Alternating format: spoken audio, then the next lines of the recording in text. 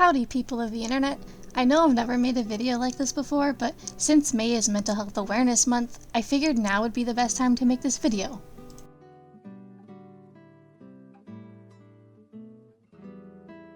So allow me to introduce myself. I'm Wafy. I have CPTSD, PTSD, depression, and autism. Today I'm going to discuss how my trauma has affected me and how it affects my day-to-day life.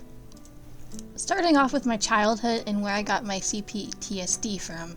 I don't have a lot to say for this portion, mainly because I genuinely can't remember most of my childhood, and whenever I do remember is more bad than good memories. And it's a whole can of worms that's way too much to get into, but what I can say is that there's a lot of things that happened in my childhood that affect me now more than I realized. Some examples being child abuse and parental drug issues. The most earliest examples of depression I remember is being shockingly young when I first started experiencing depression and self-harm. Bullying, experiencing the death of a family member, and a lot of unresolved childhood trauma definitely threw 9-year-old me over the edge. These moments are the earliest memories I have of my depression and early signs of my mental health issues. My PTSD came from my early teen years. I was around 13 when I first met my abuser, and it was a year after that he started to actually abuse me, and this was definitely the worst time of my life. It took me almost 2 years to finally be able to free myself from him after years of physical, mental, and sexual abuse. And if anyone wonders why it took me so long to leave him, it was because whenever I tried to leave him, he would threaten to hurt himself or would try to hurt his family. Also, him and his mom would spam my phone and beg me to take him back. Then, to top it off, after all that, 2 more years of stalking and online harassment. This whole part of my life was the worst, and this is definitely where my mental health started to spiral and get more worse. There are many ways that the years of abuse and childhood trauma have affected me in my day-to-day life in my current years. A few examples being paranoia, night terrors, breakdowns, struggles with self-harm, and suicidal thoughts.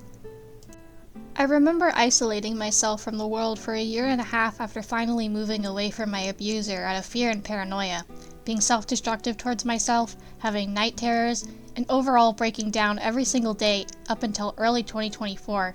I struggled a lot through the years learning how to deal with what I've been put through.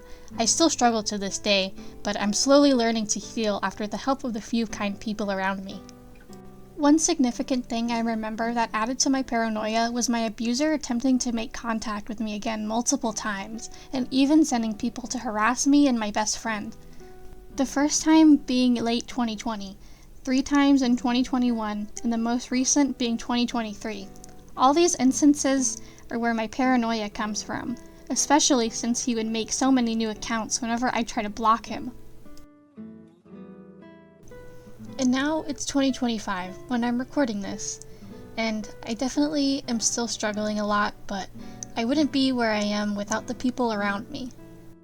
It's definitely hard, but I try my best to take it one day at a time and see the good in what I can. And that's basically my story. Well, at least what I'm comfortable saying to the internet. If you've made it this far in the video, I really appreciate you watching this far.